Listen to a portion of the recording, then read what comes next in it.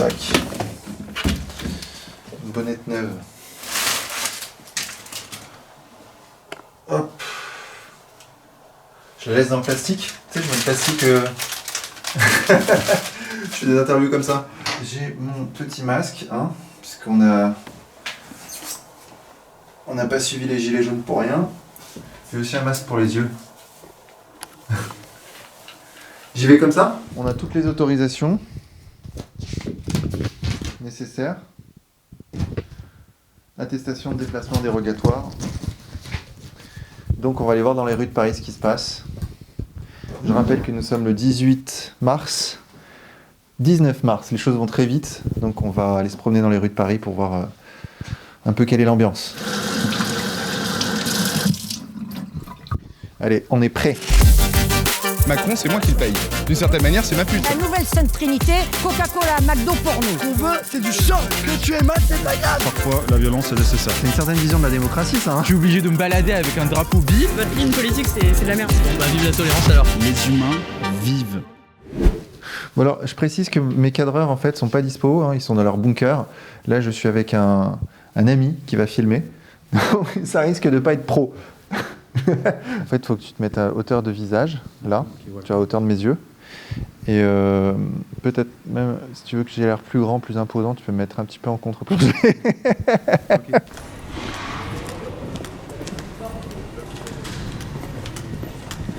Donc je dirais que 95% des magasins sont fermés. Donc là, on a une pharmacie, une rôtisserie qui est ouverte, mais sinon, tout le reste est fermé, quoi. Globalement, la première chose qu'on peut dire, c'est qu'il y a des gens dans les rues, mais il y en a peu, voilà. Mais sinon, la situation est quand même relativement calme. On n'a pas vu pour l'instant de force de l'ordre. On va voir s'ils nous laissent faire notre reportage. Bonjour monsieur, je reste à distance de vous. Oui. Dites-moi, comment vous vivez cette situation ? Très bien, moi, parce que je suis tout seul dans un grand appartement. D'accord. On est ravitaillé correctement, j'y vais une fois par semaine. J'y vais à 2 heures quand il n'y a pas trop de monde. Pour le moment, transparent pour moi, j'ai beaucoup de chance. Voilà. D'accord. Vous respectez les règles de confinement ? Absolument, absolument. Vous avez votre papier sur vous ? J'ai 89 ans. Ah oui. Alors, j'y passe.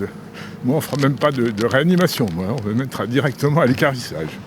Bon alors là, il faut bien avoir en tête qu'en temps normal, avec une journée pareille, on est quoi ? On est jeudi ? On est quel jour ? Putain, j'ai même perdu le sens des jours. On est jeudi, donc un jeudi en plein Paris, avec un temps comme ça, là, il y aurait des bouchons, ce serait plein en fait. Il y aurait du monde de partout. C'est l'occasion pour les Français de redécouvrir les arts, la lecture, l'ennui aussi peut-être. C'est bien l'ennui. Est-ce que vous pensez que le gouvernement a pris conscience tardivement de la gravité de la situation ? J'en sais rien. Je sais pas s'ils sont informés ou pas. J'en sais rien. Peut-être qu'il aurait fallu faire ces mesures plus tôt. Mais c'est vrai que c'est difficile aussi avec... Les gens sont pas très obéissants. Ouais, pas très réceptifs, ouais. Non, réceptifs sans doute si, mais ils ont pas très envie d'obéir, quoi, je pense. Voilà. Vous avez peur ? Non, mais je veux pas m'attarder. Puis j'avoue que ce matin, j'étais pas très en forme. Donc... Oh là là. Non, j'avais une migraine, c'est tout. Prenez soin de vous. C'est vrai qu'on devient un peu parano dans ce contexte. Dès qu'il y a quelqu'un qui tousse, on le regarde un peu avec des yeux de suspicion.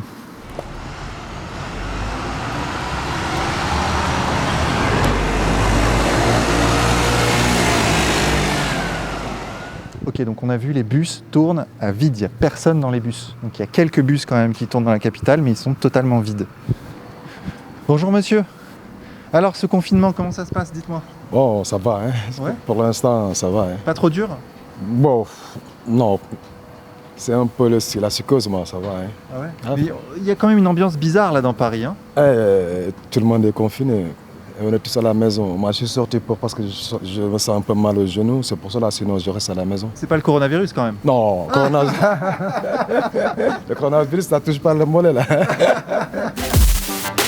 Ok, donc là, ça fait à peu près 20 minutes qu'on tourne dans Paris. On n'a pas vu une seule voiture de police, aucun barrage, rien. Personne ne nous a demandé notre papier pour justifier notre déplacement. Et il y a toujours très très peu de monde dans les rues, hein. Donc là, on se trouve dans le 9e arrondissement de Paris, boulevard Haussmann, donc ce qu'on appelle les grands boulevards. Et normalement, c'est vraiment un boulevard qui est très très emprunté. C'est une artère principale de Paris. Et là, il y a très peu de voitures. C'est incroyable. Donc en fait, ce qu'on voit, c'est que les SDF ne sont pas pris en charge, hein. ils sont pas pris en charge par les autorités, quoi. C'est quand même assez dingue.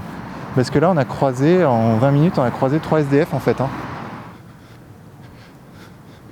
Ça, c'est vraiment... On a mis sur pause Paris, quoi. Regarde, t'as les travaux qui sont laissés tels quels.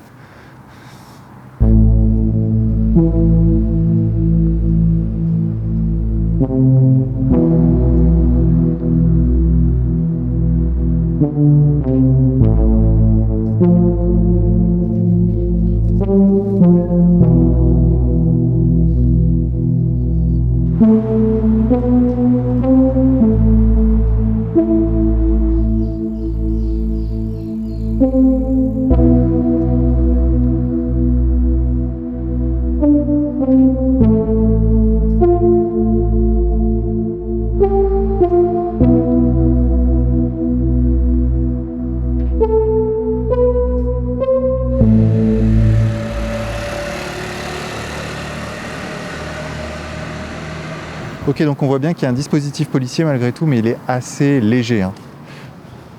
Les Galeries Lafayette fermées, là, le pognon qu'ils doivent perdre par jour. Bonjour monsieur.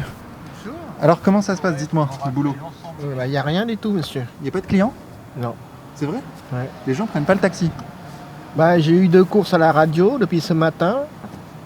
Et là, comme il n'y a personne, donc je me suis dit je suis tout seul et ça fait déjà plus de 2 heures que ça n'a pas bougé du tout. Ça franchement c'est des images de Paris qui sont absolument exceptionnelles. Hein. Paris vide comme ça, en mode post-apocalyptique. C'est assez incroyable de voir ça. Mais il n'y a personne.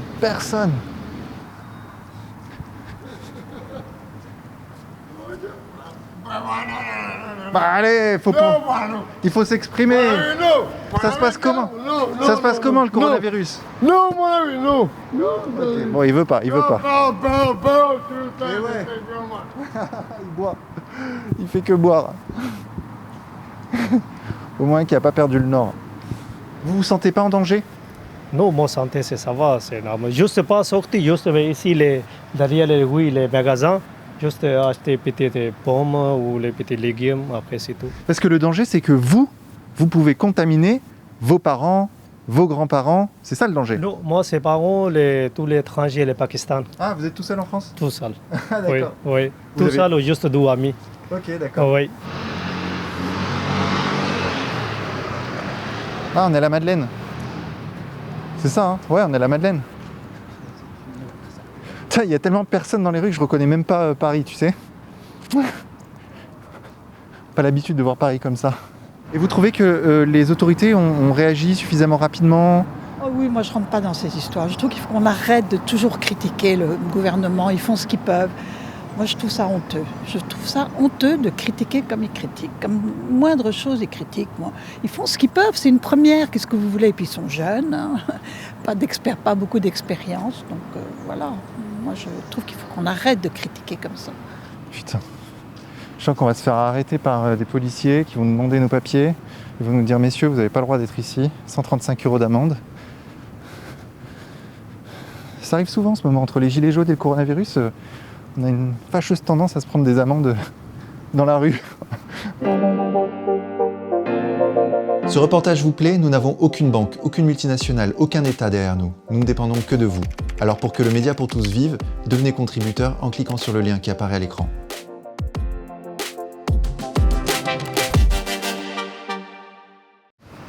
Non, par contre, franchement, le confinement, il est respecté. Enfin, du moins dans le centre de Paris, qui n'est pas vraiment représentatif de la situation dans Paris, puisque par définition, c'est des quartiers un peu touristiques, c'est des quartiers d'affaires, c'est des quartiers où les gens viennent que bosser. Or, comme tout est fermé, il n'y a aucune raison de venir dans ces quartiers. Donc effectivement, bon, on vient place de la Concorde et puis les Champs-Élysées parce que c'est hautement symbolique. On va se rapprocher là de l'Assemblée nationale, de l'Élysée, etc. pour voir quelle est l'ambiance. Mais en fait, ce qu'il faudrait faire, c'est aller en banlieue parisienne. Là où il y a du monde, là où il y a de la vie, là où les gens ont besoin d'aller faire les courses, etc. C'est ça qui sera plus, à mon avis, révélateur de la situation. Putain, c'est fou de voir ce rond-point qui normalement est plein de voitures, plein de circulation, où il y a des bouchons en permanence, de le voir comme ça là. Là on a les Champs-Élysées, avec au fond l'Arc de Triomphe, le fameux, là où les gilets jaunes devaient triompher. Là les CRS font mouvement, ils nous gazent. Ah putain de merde. Baisse la tête. Dépêchez-vous.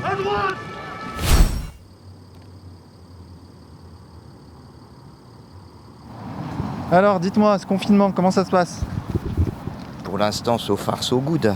Ouais. Qu'est-ce que ça vous inspire? Bah écoutez, un certain sentiment de solitude. Non, moi, ça me fait penser à quelque chose d'intéressant. Oui, dites-moi. C'est que nous sommes en train de réaliser en vraie grandeur la société que propose Greta Thunberg. C'est-à-dire qu'on va faire le compte des émissions de gaz à effet de serre l'an prochain, dans une société de décroissance. Et donc, on va finalement voir quels sont à la fois les effets bénéfiques et les effets désastreux de son schéma. Donc je trouve que en application en vraie grandeur, c'est pour essayer de transformer le risque en opportunité, je trouve ça assez intéressant. Mais il faut voir aussi les victimes collatérales que ça fera derrière en matière de récession économique. Et donc de ce côté-là, on fera nos comptes dans un an et ce sera intéressant. Je suis justement en train d'écrire un livre sur l'utopie de la croissance verte. Et donc, de ce côté-là, je dois dire que ça va me fournir des données inestimables, mais il faudra attendre un an pour les juger. En fait, je pense que c'était le bon moment de faire ce reportage parce qu'après, les règles de confinement, on ne sait pas, elles peuvent se durcir. Ils peuvent, comme en Italie, interdire aux gens de sortir avec des 3 mois de prison ferme en cas de... si on sort. Donc là, on est le 19 mars, c'était le bon moment pour le faire, je pense.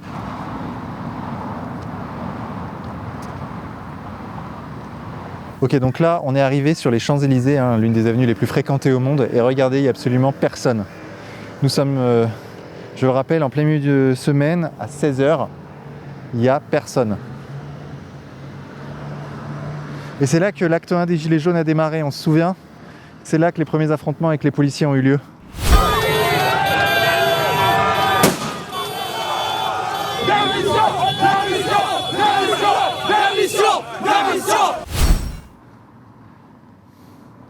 Vous êtes confiant? Vous avez espoir que la situation s'améliore? À court terme, non. À long terme, oui. D'accord. Non, je suis biologiste de formation. Non, le virus va continuer à se promener. Et oui. Il se promènera au moins dans les immeubles ou dans les habitations, s'il n'est pas dehors. Comme on est tous confinés les uns sur les autres, il va se développer dans les immeubles, dans les copropriétés. D'ailleurs, est-ce que le confinement est une solution miracle? Parce qu'on se dit que... non, justement, je vous l'accorde.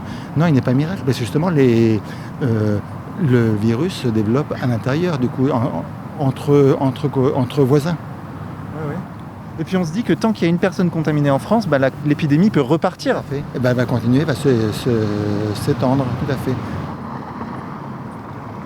Est-ce que vous comprenez ces mesures de sécurité? Moi je comprends tout ça, depuis longtemps on aurait dû le faire.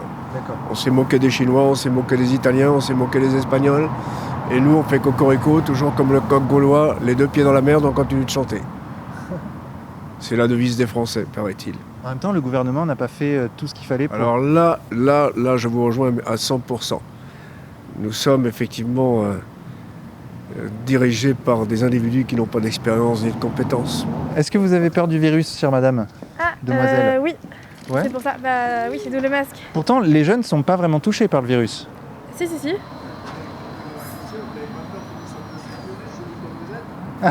pour ça.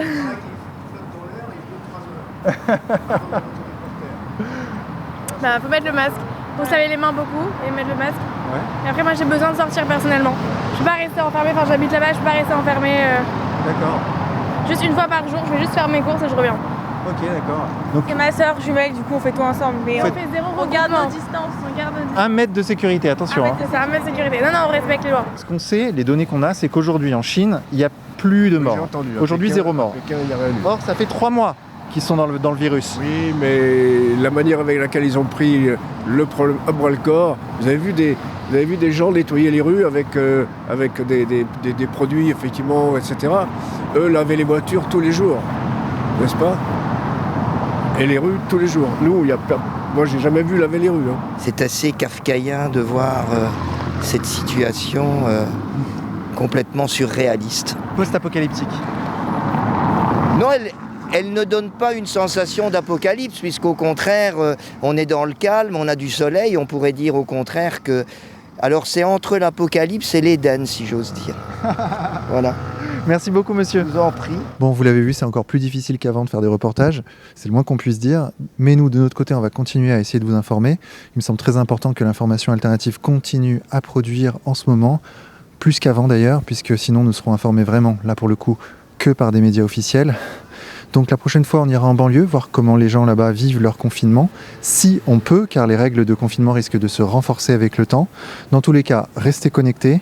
Merci à tous et à très bientôt pour de nouvelles aventures. Bon, les amis, n'hésitez surtout pas à nous filer un coup de main en cliquant sur la pièce de 10 francs, juste là. Voilà, celle-là. Comme ça, vous pouvez visionner toutes les versions intégrales de nos reportages, et nous, on peut continuer à développer le média pour tous. Merci à tous, et à très bientôt pour de nouvelles aventures.